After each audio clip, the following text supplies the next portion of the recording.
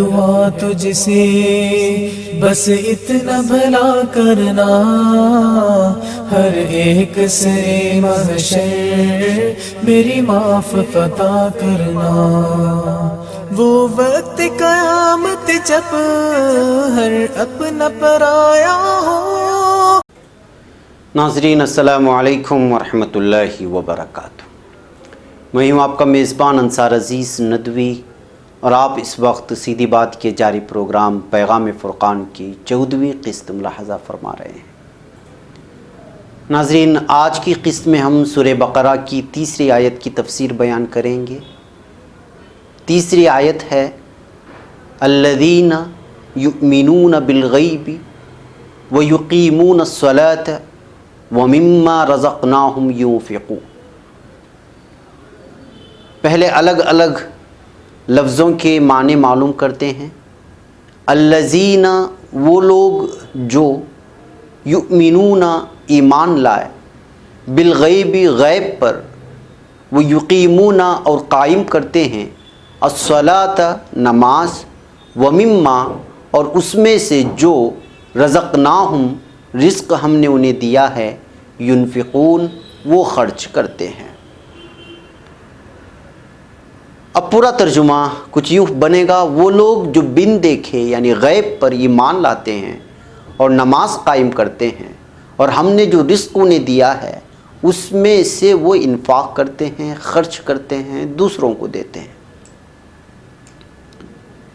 ناظرین، حضرت عبداللہ اور حضرت ابن عباس رضی اللہ عنہ فرماتے ہیں، ایمان کسی چیز کی تصدیق کرنے کا نام ہے۔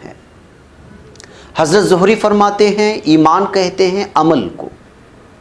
ربیع بن انس کہتے ہیں یہاں ایمان لانے سے مراد ڈرنا ہے۔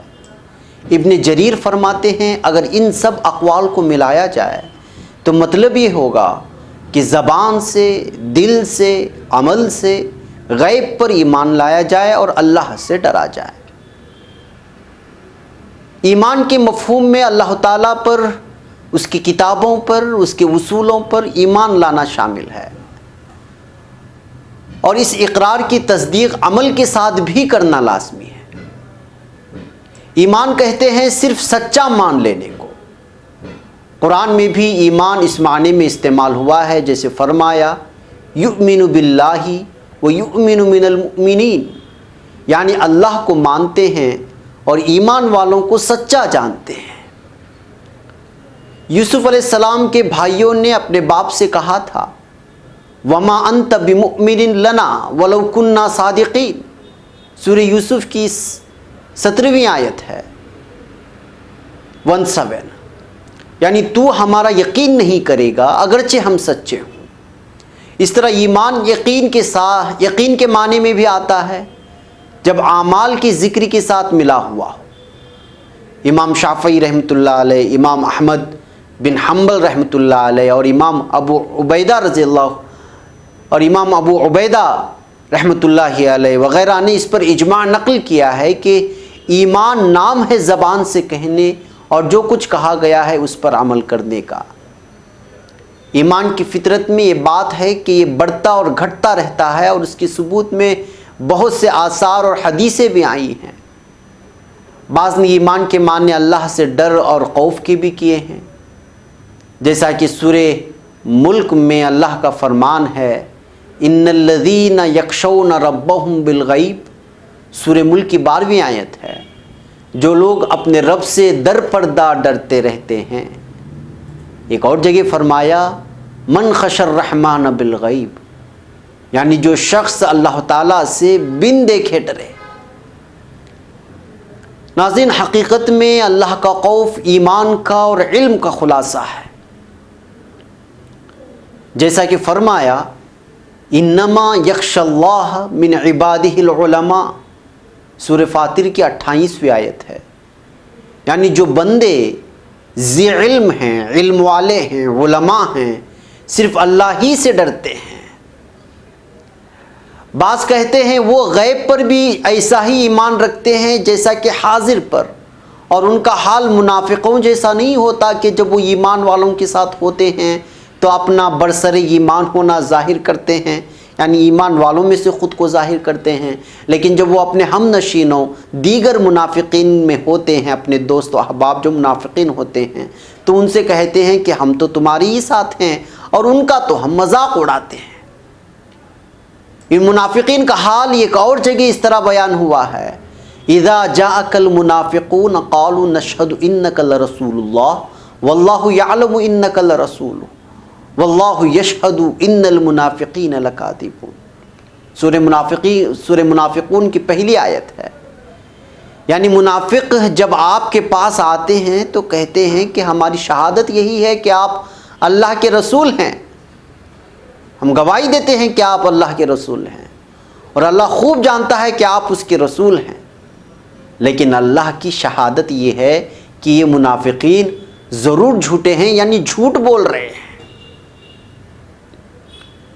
ناظرین، لفظ غیب پر اب آتے ہیں۔ ایمان کے معنی آپ لوگوں کے سمجھ میں آئے، الگ الگ انداز میں الگ الگ صحابہ نے، الگ الگ امام ائمہ نے جو کہیں اس کی تفسیر میں نے آپ لوگوں کے سامنے رکھی۔ اب لفظ غیب جو یہاں استعمال ہوا ہے اس کے معنی میں بھی مفسرین کے بہت سے اقوال ہمیں ملتے ہیں، اور وہ سب صحیح ہیں۔ مثلا ابو العالیہ اور قتادہ ابن دعامہ دونوں اس معنی پر متفق ہیں۔ اس سے مراد اللہ تعالیٰ پر، فرشتوں پر، کتابوں پر، رسولوں پر، قیامت کے دن پر، جنت و دوزخ پر، اللہ کی ملاقات پر، مرنے کے بعد دوبارہ زندہ کیے جانے پر ایمان لانا ہے۔ ابن عباس، ابن مسعود اور بعض دیگر اصحاب سے مروی ہے کہ اس سے مراد وہ پوشیدہ چیزیں ہیں جو نظروں سے اوجھل ہیں، جیسے جنت، دوزخ، اور پھر وہ امور جو قرآن میں مذکور ہیں، جنت، دوزخ جیسے دیگر بھی بہت ساری چیزیں جو قرآن میں مذکور ہیں، اس پر ایمان لانا ہے جو ہماری نظروں سے اوجھل ہے۔ ابن عباس فرماتے ہیں اللہ کی طرف سے جو کچھ آیا ہے وہ سب غیب میں داخل ہے۔ حضرت ابو ذر فرماتے ہیں اس سے مراد خود قرآن ہے۔ عطا ابن ابو رباح فرماتے ہیں اللہ پر ایمان لانے والا غیب پر ایمان لانے والا ہے۔ اسماعیل بن ابو خالد فرماتے ہیں اسلام کی تمام پوشیدہ چیزیں مراد ہیں۔ زید بن اسلم کہتے ہیں غیب سے مراد تقدیر پر ایمان لانا ہے۔ اگر ان اصحاب تفسیر کے پیش کردہ غیب کے ان مختلف معانی پر غور کیا جائے، ملایا جائے، تو معلوم ہوگا کہ ایک ہی بات ہے جو مختلف پیرایوں میں بیان کی گئی ہے، الگ الگ انداز اپنا کر کے، اور یہ تمام اقوال اپنے مغز میں ایک ہی کیفیت رکھتی ہیں، اس لیے کہ سب چیزیں پوشیدہ ہیں، اور غیب کی تفسیر ان سب پر محیط ہے، اور ان سب پر ایمان لانا اہل ایمان پر واجب ہے۔ ناظرین، ایمان بالغیب کے کچھ اور بھی پہلو ہیں، انشاءاللہ تعالی ہم اپنی اگلی قسط میں آپ کے گوش گزار کرائیں گے۔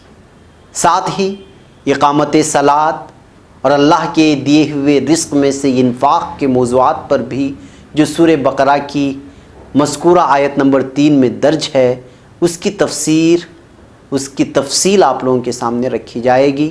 یہ گفتگو کا سلسلہ جاری رہے گا۔ ہم الگ الگ لفظ کے اور اس کے معنی جو مختلف تفسیروں میں مختلف مفسرین کرام نے، ائمہ کرام نے اور صحابہ نے جو پیش کی ہے، اس کو آپ لوگوں کے سامنے الگ الگ انداز میں، واضح انداز میں کھول کھول کر کے بیان کرنا چاہ رہے ہیں، تاکہ بات آسانی سے سمجھ میں آ سکے۔ آپ ہمارے ساتھ جڑے رہیں، پیغام فرقان کی سماعت کا سلسلہ جاری رکھیں، اور اس پیغام کو دور دور تک پہنچانے میں ہماری مدد کریں۔ اپنے میزبان کو اجازت دیں، اپنا ڈھیر سارا خیال رکھیں۔ ان معلومات سے اپنے احباب و رشتہ داروں کو بھی مستفید ہونے کا موقع فراہم کرتے رہیں، اور لنک کو ضرور شیئر کریں۔ السلام علیکم ورحمۃ اللہ وبرکاتہ۔